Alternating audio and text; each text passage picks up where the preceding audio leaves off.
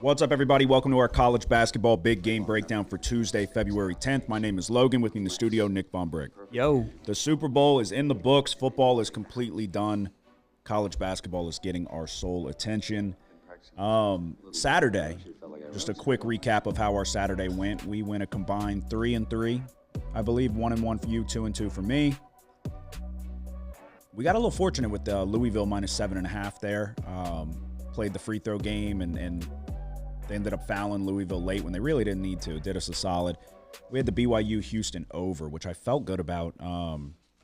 Houston got – I thought BYU could have gave them a little bit more of a game than they did and would have pushed us to that over. Houston got out to flirting with like a 10-point lead throughout the second half, and they took the air out of the ball.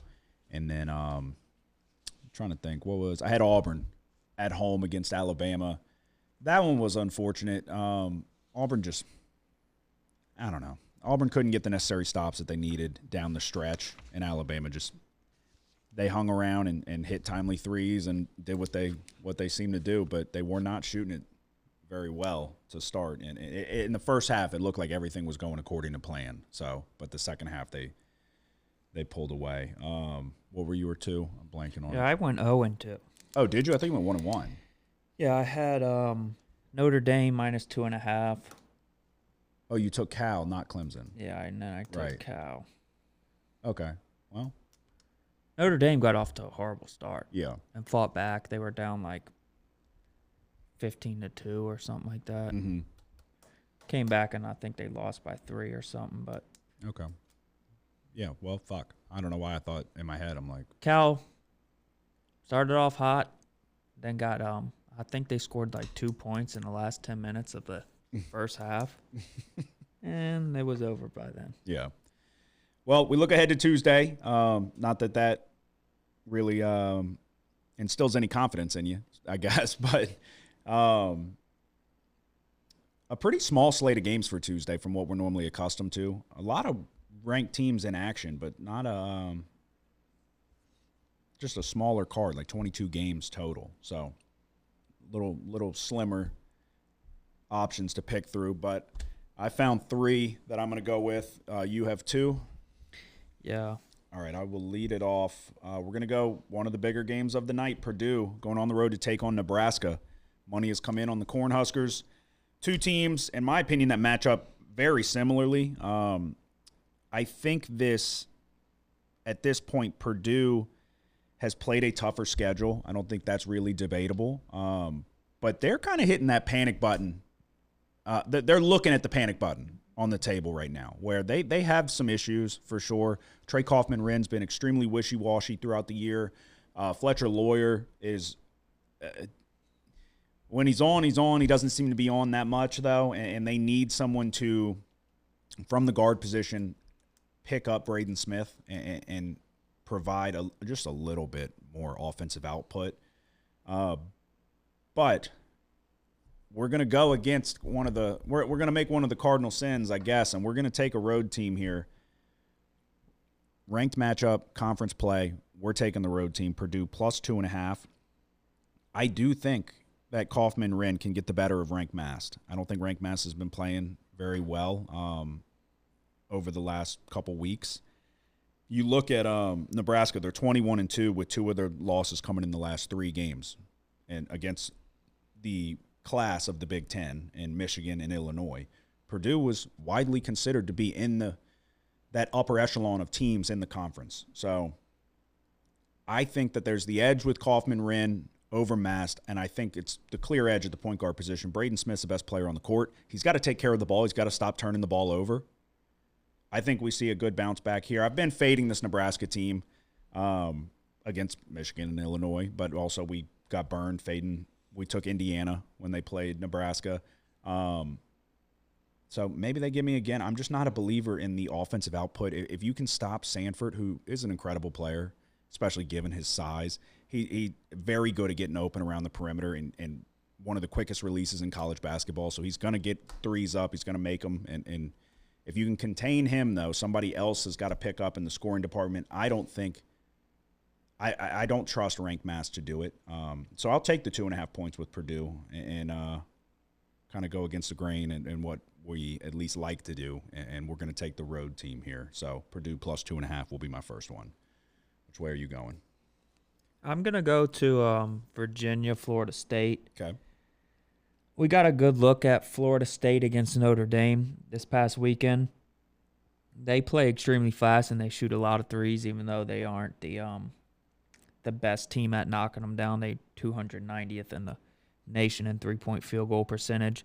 Virginia has a top 30 perimeter defense. Offensively for Virginia, I think there's going to be a lot of second chance opportunities here. Virginia's a top 5 offensive rebounding team. Rebounding is an issue for Florida State. They have a defensive rebounding percentage ranking outside the top 300. We saw it against Notre Dame. Notre Dame won the rebounding battle by 10, and Notre Dame had 14 offensive rebounds. We're going to lay 7.5 on the road with Virginia here. Okay. For my next one, I am going to go to the Big 12, BYU going on the road to take on Baylor. BYU's now lost 4 in a row, 3 of which were against the top teams in the Big 12. You had Arizona, Kansas, and Houston, and then you had to go on the road against a solid Oklahoma State team. That's not a game that you would expect BYU to drop, at least on paper, but that's still a pretty decent Oklahoma State team. But Houston, Kansas, Arizona are 3 of the best teams in the Big 12, and I'm going to be honest with you, the games weren't particularly close. They hung in there with Houston for a little while, but Houston did what they do best, pulled away late, just took the air out of the ball. There was nothing that BYU could do. Kansas was up 30 in the first half. Arizona was dominating their game as well for 39 minutes. So with that being said, BYU, it's becoming do-or-die territory here where you got to bounce back. And it's unfortunate now you got to go on the road, but this is a Baylor team that's undersized. It's predominantly led by the guards. I think that matches up well for BYU, who's not a big team at all. Baylor's lacking size, number 182 in average height. I think it's, like I said, a much better matchup for BYU and Dybansa. We are going to take BYU minus 2.5. Baylor doesn't guard the perimeter very well. BYU will get some shots up from the outside, but I think you can see Dybansa create and get to the rim. And this defense for Baylor's just not very good, and they don't protect the rim very well. You've got Keita, the big for BYU. He struggles to finish around the rim with any type of resistance. So this may be an easier matchup for him as well. So I'll take BYU minus 2.5 on the road. Another road team in conference play, but we're going to do it. Which way are you going for your next one? I'm going to go to Wisconsin, Illinois. I'm on this one as well.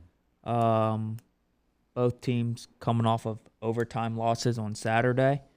This is a case where I question if Wisconsin can keep up here. Illinois is coming off of a game against one of the nation's best defenses, Michigan State. They're top 5, certainly. It was a poor shooting night for Illinois. They shot 37% from the field and 28% from three-point range.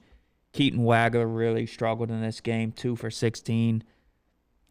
And at the end of the game, I didn't realize it was that bad. Yeah. At the end of the game, it was still tight. It was a game that was forced to overtime, and Illinois ends up losing by 3. Wisconsin, defensively, they're okay, but if we're honest, compared to Michigan State, they're really not shit. So they don't force a lot of turnovers. Offensively, Wisconsin ranks 137th in three-point field goal percentage. Illinois defends the basket very well, top 30 two-point field goal defense. And a big reason for that is this is a new stat KenPom put out, two-point field goal distance average. Mm-hmm. Illinois' top 6 nationally defensively in that category. Okay. So we're going Illinois minus 11.5. Okay. I'm gonna go over 155. So conflicting styles. Illinois wants to play much slower. Wisconsin wants to run and gun. The thing with Illinois and why the slow style of play doesn't scare me off of an over is because they're so damn efficient. I think they're the number 1 team in terms of adjusted offensive efficiency. They have 7 different guys that can consistently score the ball, and they have a ton of size, a ton of length. This team has everything they need, but defensively, it's hard for me to even pinpoint what is missing. I think it's the way they switch around the perimeter is not as buttoned up as it needs to be. this Wisconsin team does have a pretty good distribution of scoring. We were on Wisconsin, actually, for what it's worth, on Saturday. They went and played Indiana. Kind of got hosed by the officiating. They should have probably won that game. But Nick Boyd had a very good game. He was shooting from the outside, and it's the pace of play that Wisconsin plays with, and then they've got a decent amount of size as well. Austin Rapp's a game-time decision with an illness, so I don't think he didn't play last game, but that's not anything that's going to really talk us off the ledge here. So yeah, I'm going to go over 155. Like I said, I just think Illinois is capable of running. You got the Avicic brothers, and you got some bigs that you might need to slow things down for a little bit, but they can get out and run the floor. So I will go over 155 for my final play here, and it's in large part because of this. Illinois offense is so damn efficient, and you would expect a bounce-back game from a superstar freshman in Keaton Wagler. I didn't realize he was 2 for 14, but that's just a tip of the cap to Izzo and the Spartans on the home court. That's what they do best, and that's the worry if you take Indiana in that, or if you take Illinois in that spot. We talked about that one on Saturday where I said I was going to keep an eye on it, and Illinois had all the chances in the world to win that game. Michigan State made the push, and then Illinois it was a heavyweight battle there down the stretch, but it was Michigan State's style of game that they were trying to kind of drag Illinois into the mud with. So, but yeah, hopefully Wisconsin's out moving at a much quicker pace. We can get a couple threes to fall, not enough that they cover the number, but we'll go over 155. So to recap, I'm taking Purdue plus 2.5, BYU minus 2.5, Wisconsin, Illinois over 155.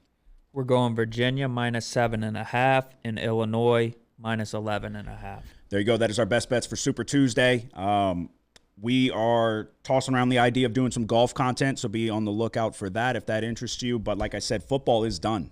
It's done for the foreseeable future. Next time we're talking about football will probably be around the NFL draft. But until then, we've got college basketball. March is just around the corner. March Madness is the greatest sporting event that we have to offer. So there's more money to be made. So we're going to try to make it. Y'all have a good one. Good luck. The house always wins. Play long enough, you never change the stakes. The house takes you. Unless, when that perfect hand comes along, you bet big, and then you take the house. Been practicing this pitch a little bit. Did I rush it? Felt like I rushed. That was good. I liked it.